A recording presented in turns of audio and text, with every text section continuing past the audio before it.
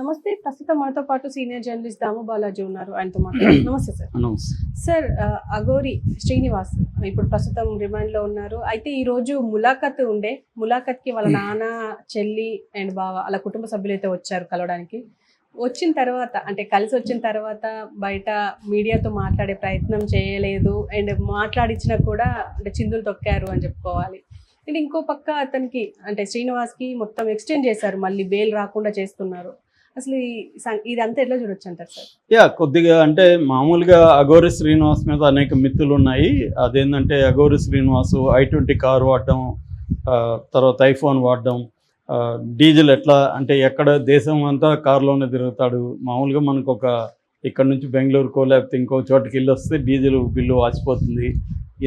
ఇవన్నీ ఖర్చులు ఎక్కడి నుంచి వస్తున్నాయి, తర్వాత లగ్జరీగా ఖర్చులు పెట్టడం అవన్నీ జరుగుతుంది కదా అనేది ఒక మిత్ ఉంది. రెండవది ఏంటంటే అఘోరికి పొలిటికల్ సపోర్ట్ ఉందని ఒక మిత్ ఉంది.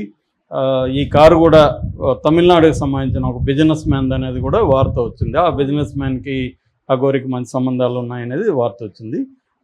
సో ఏబీలీ సపోర్ట్ లేకుండా అఘోరి ఈ స్థాయిలో ఎలా ఒక్కసారిగా రైజ్ అయ్యారు అన్న ఇది వచ్చింది.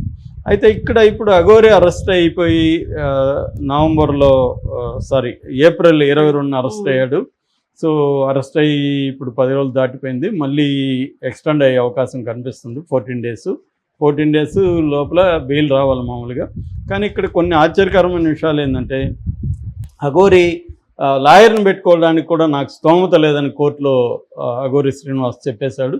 సో నాకు అందువల్ల మామూలు కోర్టు ఏం చేస్తుందంటే లాయర్ ఎవరు లేనప్పుడు లీగల్ ఎయిడ్ కౌన్సిల్ అంటారు. లీగల్ ఎయిడ్ కౌన్సిల్ పర్మనెంట్గా అక్కడ ప్రతి కోర్టులో ఎవరో ఒకరు అడ్వకేట్ ఉంటారు. వాళ్ళు గవర్నమెంట్ నామినల్గా పే చేస్తుంది. సో వాళ్ళని రవి అనే ఒక అడ్వకేట్ని పెట్టింది. సో ఇప్పుడు రవి మాట్లాడేది చూస్తే ఇతను బెయిల్ కాదు కదా, 10 ఏళ్ళు జైలు శిక్ష పడుతుంది అంటున్నాడు రవి అని. ఆయన మామూలుగా డిఫెన్స్ అడ్వకేట్లు ఎప్పుడైనా కూడా బెయిల్ తీసుకురావడం మీద డే 1లో కృషి చేయాలి. తర్వాత అతనికి శిక్ష పడకుండా చూడడానికి ట్రై చేయాలి. నేరం చేశాడో లేదని అది డిఫెన్స్ అడ్వకేట్కి అనవసరం. డిఫెన్స్ అడ్వకేట్ పని డిఫెండ్ చేయడం, క్లయింట్ని అతను నేరం చేసినా చేయకపోయినా డిఫెండ్ చేయాలి. అది డిఫెన్స్ అడ్వకేట్ చేయాల్సిన పని. అది కోర్టు చెప్తుంది నేరం చేశాడో లేదని. డిఫెన్స్ అడ్వకేట్ ఎప్పుడు కూడా నేరం చేయలేదని నిరూపించడానికే డిఫెన్స్ అడ్వకేట్ ట్రై చేస్తాడు. సో కానీ ఇక్కడ ఇతను పెట్టుకున్నాడు కాదు కాబట్టి రవేనా అతను మీడియాతో ఏం మాట్లాడుతున్నాడు, బెయిల్ కష్టమండి అంటున్నాడు, తర్వాత ఇతనికి శిక్ష పడుతుందని చెప్తున్నాడు. సో ఇతను చేసింది ఏంటి? చీటింగ్, బేసిక్గా చీటింగ్. అంటే ఒక ఆమె దగ్గర ఒక మహిళా ప్రొడ్యూసర్ దగ్గర 9,80,000 డబ్బులు తీసుకొని పూజ చేస్తానని చెప్పాడు. పూజ చేశాడు. అక్కడ ఏమీ చీటింగ్ లేదు. ఉజ్జయినికి గెస్ట్ హౌస్కి తీసుకెళ్ళాడు. ఈయన భర్త వీళ్ళంతా వెళ్ళారు, పూజలు చేశారు. అంతవరకు సైలెంట్గా ఉంటే కేసు లేదు. కానీ తర్వాత ఇంకా నేను పూజలు చేయాలి, డబ్బులు కావాలని చెప్తే డబ్బులు ఇంకా ఇవ్వము చాలు మాకు అని చెప్తే, లేదు మీరు ఇకపోతే నేను నెగిటివ్గా మీ మీద పూజలు చేస్తానేదని బ్లాక్మెయిల్ చేయడం మొదలుపెట్టాడు అనేది కంప్లైంట్ చేశారు. లేదో మనకు తెలియదు.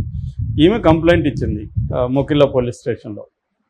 సో ఇప్పుడు అతని మీద ఏమేమి పెట్టారు? చీటింగ్, ఎక్స్టార్షన్, డబ్బులు డిమాండ్ చేసి తీసుకోవడం, తర్వాత క్రిమినల్ ఇంటిమిడేషన్ అంటారు. క్రిమినల్ ఇంటిమిడేషన్ అంటే బెదిరించడం, డబ్బులు ఇకపోతే నీ అంత చూస్తానో ఇంకోటో బెదిరించడం. ఈ సెక్షన్ల కింద బిఎన్ఎస్ సెక్షన్ల కింద కేసు పెట్టారు. మామూలుగా ఇవి బెయిల్ రాని సెక్షన్లు ఏమి కావు, బెయిల్ వస్తాయి. కాకపోతే ఏంటంటే గట్టిగా అడ్వకేట్ ఉండి కోర్టులో ఆర్గ్యూ చేసి చేయాలి.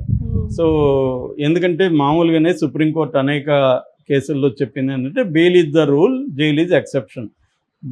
బెయిల్ అనేది ఫండమెంటల్ రైట్లో భాగం కాబట్టి ఆర్టికల్ 21 కింద బెయిల్ ఇవ్వాలని చెప్పింది. సో ఎప్పుడు బెయిల్ ఇవ్వరంటే ఇతను ఏమన్నా జంప్ అవుతాడా, అంటే వేరే విదేశాలకు వెళ్ళిపోతాడా, లేకపోతే సాక్షుల్ని ఏమన్నా బెదిరిస్తాడా, సాక్ష్యాధారం తారుమారు చేస్తాడా అని ప్రూవ్ చేస్తేనే బెయిల్ రాకుండా ఉంటుంది. చాలా కేసుల్లో బెయిల్ వచ్చేస్తాయి మామూలుగా. సో ఇప్పుడు మొన్న మాధవ్ దాడి చేశాడు అక్కడ, గోరంట్ల మాధవ్, ఆయనకి 10 రోజుల లోపల బెయిల్ వచ్చేసింది కదా.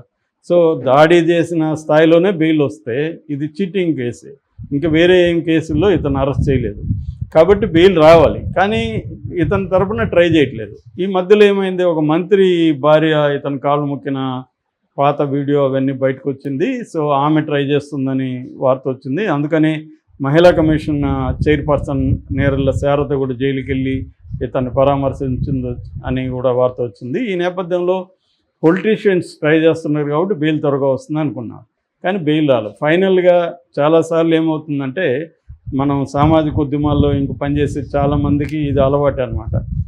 చూసేటప్పుడేమో అందరూ ప్రపంచం అంతా మనతో ఉన్నట్టు ఉంటుంది. వన్స్ అరెస్ట్ అయినాక ఎవరు ఉండరు, ఫ్యామిలీ మాత్రం మిగులుతుంది. చచ్చినట్టు తప్పనిసరిగా ఫ్యామిలీ వాళ్ళే వెళ్తారు తప్ప ఇంకెవరు చూడడానికి కూడా వెళ్ళరు. అట్లా ఇప్పుడు అఘోరి పరిస్థితి చూస్తే మీడియా వాళ్ళు, మీడియాలో ఫ్రెండ్షిప్లు అవన్నీ మనం చూసాం. అఘోరికి ప్రతి ఒక్కరూ చాలామంది యాంకర్స్ చాలా పర్సనల్ రిలేషన్షిప్స్ మెయింటైన్ చేశారు. ఇవాళ ఎవరు అఘోరిని చూడడానికి వెళ్ళాలి. ఫైనల్గా ఎవరు వెళ్ళారు అఘోరికి దగ్గరికి? వాళ్ళ ఫ్యామిలీనే, వాళ్ళ నాన్న, వాళ్ళ చెల్లెలు, వాళ్ళ బావ, ముగ్గురు వెళ్ళారు. సో వాళ్ళ ముగ్గురు పరిస్థితి ఏంటి? వాళ్ళు చాలా పేదరికంలో ఉన్నారు, సరైన ఇల్లు కూడా లేదు వాళ్ళకి. ఆ వీడియోలన్నీ కూడా చూసాం. వాళ్ళకి వీడియో టైటిల్ పెట్టి వాళ్ళ ఇల్లు చూపిస్తున్నాడు, ఆ ఇంట్లో ఆమె నిద్రపోతుంది. సో దాన్ని ఆమె వెనక నుంచి తీసి ఇల్లుని చూపించి ఇది చేశారు. అంటే మన మీడియాని చూస్తే కూడా జాలేస్తుంది నాకైతే నిజంగా. ఎందుకంటే మీడియా కూడా ఈ ఒక ఇరుక్కుపోయింది ఒక మోడల్లో. ఈ మోడల్లో ఉండే ప్రాబ్లం వల్ల ఏమవుతుందంటే ఏదో ఒకటి చేసి వ్యూస్ తెప్పించుకోవాలి అన్న దీంట్లో మీడియా ఉంటుంది, ఆ ప్రెజర్ ఉంటుంది. ఎందుకంటే సర్వైవల్ అనేది ఇవాళ మీడియాకి very very difficult unless political పార్టీల హెల్ప్ ఉంటే తప్ప ఈ మోడల్లో సర్వైవ్ కాలేం. ఎందుకంటే రెవెన్యూ మోడల్ అనేది ఇది సక్సెస్ఫుల్ రెవెన్యూ మోడల్ కాదు. సో ఈ నేపథ్యంలో ఇప్పుడు వీళ్ళు వెళ్ళినప్పుడు మీడియా వెళ్ళిపోయింది, మళ్ళీ వెళ్ళిపోయి వీళ్ళ ముందు మైకులు పెట్టింది. వాళ్ళకి ఆల్రెడీ కోపంగా ఉంది తల్లిదండ్రులకి కానీ వాళ్ళ ఫ్యామిలీ మెంబర్స్కి. ఎందుకు వీడు పనికి రానోడు, మనకేం హెల్ప్ లేదు, వాడు వెళ్ళిపోయాడు, వీళ్ళేదో వెళ్ళి పని చేసుకు. ఇప్పుడు బెల్లంపల్లి నుంచి హైదరాబాద్ రావాలంటే ముగ్గురు ఖర్చులు పెట్టుకొని రావాలి. వాళ్ళు ఏదో పనులు, కూలి పనులు ఇంకోటి చేసుకునే వాళ్ళు 2 రోజులు పనులు ఆపుకోవాలి. ఇతని కోసం ఏదో ఫ్రూట్స్ గిట్స్ ఏదో తెచ్చివ్వాలి. ఇన్ని చేస్తే మళ్ళీ మీడియా వాళ్ళు వచ్చి కెమెరా పెడితే వాళ్ళు ఏం చేస్తారు? వాళ్ళకి ఏం చెప్పాలి? వాళ్ళ దగ్గర ఏముంది ఇన్ఫర్మేషన్ చెప్పడానికి? వాళ్ళేదో చూసి కన్నీళ్ళు వేసుకొని, ఎందుకంటే జైల్లో ఉన్నాడు కొడుకు, ఎవరు చూసుకునేవాళ్ళు లేరు అనే ఒక బాధతో వాళ్ళు వచ్చి కలిసిపోదాం అనుకుంటే మీడియా వెళ్ళి మీరేం చెప్తారు దీంట్లో, మీరు ఏవో అడిగితే వాళ్ళకి ఇంకా చికాకు వస్తుంది కదా. అందువల్ల వాళ్ళు చికాకుగా వాళ్ళు మాట్లాడకుండా వెళ్ళిపోయారు తప్ప మీడియా మీద దాడి చేయడం ఇంకొకటే కాదు.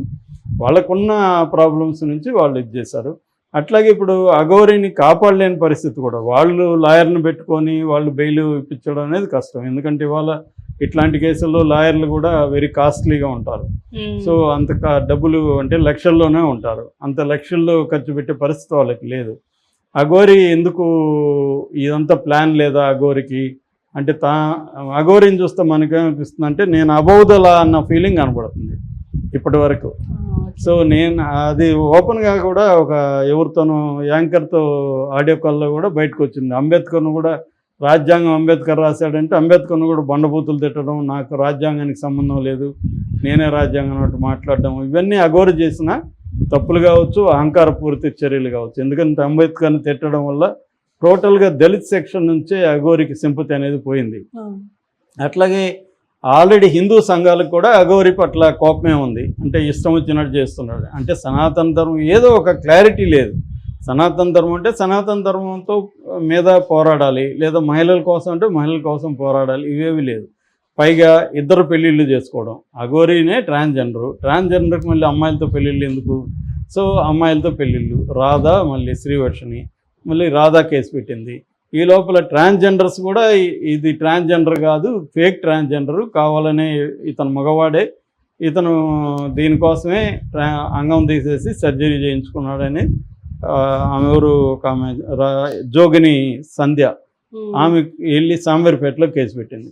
ఇటు అఘోరి వాళ్ళు అఖాడా ఉంటుంది. అఘోరీలు అంటే ఏమి, వాళ్ళకు కూడా ఆర్గనైజేషన్స్ ఉంటాయి. దాదాపు 14 సంఘాలతో కూడిన వాళ్ళకి ఫెడరేషన్ లాంటిది ఉంటుంది. అటువంటి అందులో ఒకటి అఖాడా అంటారు దాన్ని. అఘోరి అఖాడా కూడా ఇతను అఘోరి కాదని వాళ్ళు ఇచ్చారు.